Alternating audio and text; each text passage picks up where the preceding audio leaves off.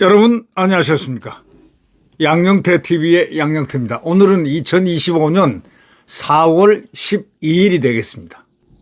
어저께 우리 윤석열 대통령께서 서초동 사저로 옮겼습니다. 참 어저께 감동적인 모습들이 많았죠. 제가 일일이 그것을 다 열거할 수 없습니다. 그러나 그는 어느 누구도 할 수 없는 2030 미래 세대들에게 그들이 이 국가의 현실을 스스로 느껴서 돌아올 수 있도록 계엄으로 인해서 2030들이 깨어났습니다. 잠에서 깨어났습니다. 아, 대한민국의 현주소가 이렇구나. 지금 큰일 났구나. 이것을 대통령이 희생으로 깨워준 겁니다. 대통령은 무도한 세력에 의해서, 무도한 재판관에 의해서 파면됐습니다. 그래서 이인호 교수, 역사학자, 대한민국의 지금도 서울대학교 명예교수로 계신 분이죠. 을사팔적으로 헌법재판관들을 명명했습니다. 그분이 일단 얘기하면 역사에 남습니다. 역사에 기록이 된다고요. 을사팔적. 2025년 4월 4일 을사팔적들 탄생.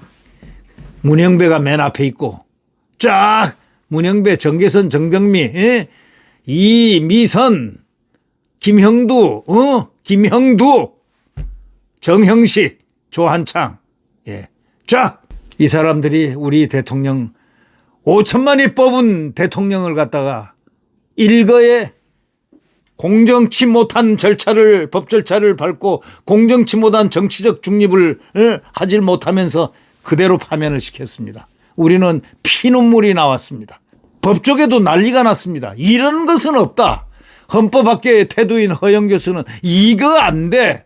10가지가 문제다. 10가지가 문제인데 헌법재판소는 이러한 헌법재판소는 가루가 돼야 된다. 없어져야 된다는 뜻입니다. 이렇듯 당한 우리 윤석열 대통령은 정말 아까도 얘기했지만 훌륭한 업적을 많이 남겼습니다. 더더욱이 가장 큰 업적은요. 2030 젊은 세대에게 대한민국의 문제의 현실을 갖다가 그대로 느끼게 해줘서 그들이 일어나게끔 했다는 것은 이거는 역사적으로 지금까지 대한민국에서 있을 수 없는 그러한 기적을 낳았습니다. 2030이 이제 분기탱천했습니다. 어저께 2030들 대통령을 포옹하면서 그 통곡을 하는 모습을 보십시오. 애국심은 바로 여기서 나오는 겁니다. 2030이 깨침으로써 대한민국의 미래가 이제는 확 우리의 미래 세대 대한민국이 대통령이 남겨주는 이 자유민주주의의 정말 소중함을 감사한 마음으로 어저께 포옹하면서 그들은 눈물을 흘렸습니다. 자, 우리 이 나라 정말 참 불쌍한 나라입니다. 그러나 대통령과 우리 국민들은요. 훌륭한 국민들입니다. 그런데 권력을 행사하는 입법 권력과 또 거기에 삘붙은 좌파 권력들, 저 꼬라지들을 한번 보십시오. 이걸 그대로 놔둬야 되겠습니까? 죽든지 살든지 그들을 엎어버려야 되지 않겠습니까? 탈법자들, 법을 마음대로 행사하는 자들, 헌법 뭐하러 있습니까? 헌법재판소가 뭐하러 있느냐고요. 헌법을 지키기 위해서 있는 거 아닙니까? 근데 헌법을 망가뜨려버려요? 증거로 채택한다는 게 그것도 뭐로 채택하느냐. 2020년에 문재인이가 검찰을 갖다가 권력을 빼버리 검찰 박살내려고 검수한박 했지 않습니까?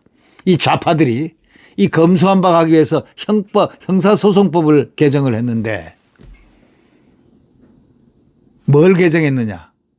증거로 검찰의 조사를 채택할 수 없죠. 그리고 재판정에 나와서 피고인이 부인하거나 또 거기서 새로운 증거를 딱 댈 때는 그것이 우선한다는 건데 검찰 수사를 갖다가 한 걸 수사관은 있는 거 없는 거 막 때리 씌울 거 아닙니까? 그들이 혁명군처럼 대통령을 내란 수계로 몰았잖아요. 현역 대통령을. 이게 완전히 반란이죠. 이건 반란 세력입니다. 현직 대통령을 무조건 내란 수계로 몰아가지고 정당한 계엄 비상대권을 발동한 것을 가지고 내란으로 몰아가지고 그것도 연성계엄을 해서 200명 국회 저쪽에 250명인가 80명인가 아니 그것이 계엄 맞습니까? 그렇게 국민에게 경고성으로 그렇게 국회 경고성으로 정치인들에게 메시지를 전달한 거고 부정선거 의혹에 대해서 이거는 국민 주권의 문제이기 때문에 이건 수십 년간 내려온 이 부정선거 의혹을 누군가 깨트려야 된다. 철저하게 조사를 해서 부정선거다 아니다. 그걸 결론을 내려야 되는 거 아니냐. 대통령이 이렇게 숭고한 목적으로 이렇게 한 것을 거꾸로 뒤집어 가지고요. 뒤집어 씌웠습니다. 그래가지고 결국 파면됐습니다. 국민들은 다 이제 알아요. 법조계에서도 다 알아요. 법조계들이 난리가 났죠. 지금 법조계들이 난리가 난 겁니다. 예. 어떻게 헌법을 그렇게 유린할 수가 있느냐. 어떻게 그럴 수가 있느냐. 법은 우선 공정해야 된다. 이 절차가 공정해야 된다. 그러니까 대법원에 가면 이렇게 오른손에 여신이 저울 딱 균형된 저울을 들고 있잖아요. 이렇게 공정해야 된다는 거예요. 근데 삐딱한 게 좌파들이 이렇게 올라간 이제 이런 저울을 들게 됐다는 거예요. 이게 문영배가 들었습니다. 문영배는 보니까 문재인의 친척이더군요. 네. 향판. 네. 부산 그쪽에서 그 근방에서 향판을 하던 사람을 일약 헌법재판관으로 명령을 해가지고 출세를 하니까 눈에 뭐 보이는 게 없었는 모양입니다. 와 무섭대요. 안 됩니다. 뭐 합니다. 아 지가 뭐예요? 재판관이 그렇게 말까지 그래 해야 됩니까? 그러니까 그 출신 고등학교에서 난리가 났잖아요. 광화문에 나와가지고 출신 고등학교 동창들이 말이죠. 100배 사죄를 했지 않습니까?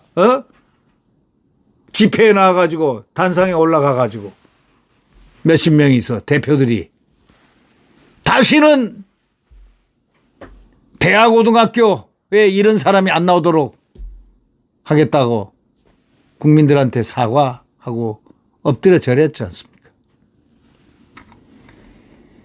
어제 대통령은 그래서 파면됐습니다. 불의한 세력으로부터 불의하게 파면이 돼서 지금 어저께 국민들의 그 환호 속에서 통곡 속에서 함께 울고 웃으면서 어저께 사저로 옮겼습니다. 대통령은 결기가 있습니다. 그분은 훌륭한 대통령입니다. 생각이 깊은 대통령입니다. 국가 미래 비전을 생각하는 대통령입니다. 청년 세대를 사랑하는 대통령이었습니다. 왜? 청년이 나라의 미래의 주역이니까 주역을 잘 키워내야 된다는, 그래야 국가 융성해진다.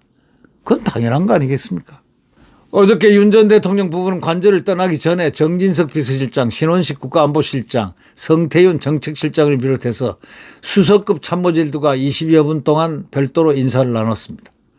윤 전 대통령이 임기를 끝내지 못해 아쉽다. 모두 고생이 많았다.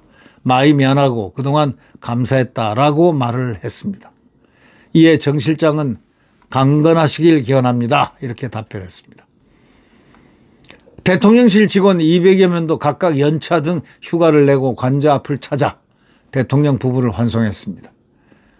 대통령은 직원들에게 우리가 취임한 이후 국가 발전을 위해서 또 자유민주주의 시장경제 사회 발전을 위해서 열심히 일했다면서 비상조치 이후 미래 세대가 엄중한 상황을 깨닫게 되고 2030이 자유와 주권 가치 소중함을 인식하게 돼서 얼마나 다행인지 모른다. 이런 식으로 말씀을 했습니다.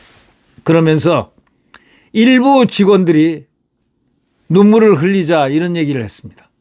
여러분 감정을 수습하고 그만 울고 자유와 번영을 위해 더욱 힘써달라 하고 당부를 했습니다. 노타이 남색 정장 차림으로 대통령은 경호 차량을 타고 이동하다가 하차해가지고 손을 흔들며 관저 입구까지 걸어서 내려왔습니다. 김건희 여사는 차량에서 내리지 않았습니다. 윤 전 대통령은 배옥 나온 2030 청년들을 일일이 안아주고 악수했습니다. 일부 청년 지지자들은 윤석열을 외쳤고 일부 지지자들은 오열했습니다. 윤 전 대통령은 약 5분간 지지자들과 인사한 뒤 차량에 탑승해서 창문을 열고 지지자들을 향해서 손을 흔들고 서초동 관저로 이동했습니다. 윤 전 대통령은 오후 5시 30분 서초동 사저에 도착했습니다. 여기 지지자지만 이 지지자가 곧 국민입니다. 대한민국 국민입니다. 좌파를 뺀 국민들의 하나의 대표성입니다. 이재명 세력과 그 세력을 지지하는 인간들을 빼고 난 대한민국 지지자들의 모습입니다. 윤 전 대통령의 관저를 떠나 사저로 돌아간 것은 2022년 11월 7일 한남동 관저 입주를 완료한 지 886일 만에 이렇게 사저로 돌아왔습니다. 대통령 경호처는 약 40명 규모의 사저 경호팀 편성을 했습니다.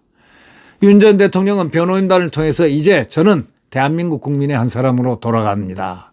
나라와 국민을 위한 새로운 길을 찾겠다.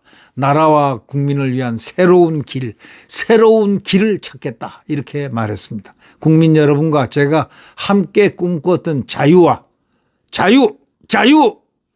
그리고 번영의 대한민국을 위해 미력 하나만 노력을 아끼지 않겠다. 이렇게 말하고 그는 아마 깊게 흐느낌이 있었을 것이라고 생각합니다. 그는 정말 대한민국의 애국 대통령이었고 나라를 위해서 그는 자식이 없다고 했습니다. 자식이 없습니다. 아버님도 재작년에 돌아가셨죠. 병든 어머님 한 분밖에 없고 부인밖에 없다. 이런 얘기죠. 이제 그렇게 되면은 결국 뭐냐.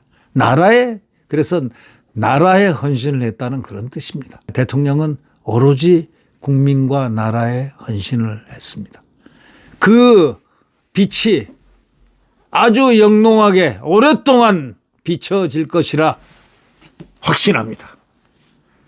훌륭한 대통령 파면당했습니다. 누구에게? 좌파들한테 당했습니다. 분통이 터집니다. 네. 구독 버튼과 엄지를 눌러주시면 감사하겠습니다. 여러분 안녕히 계십시오.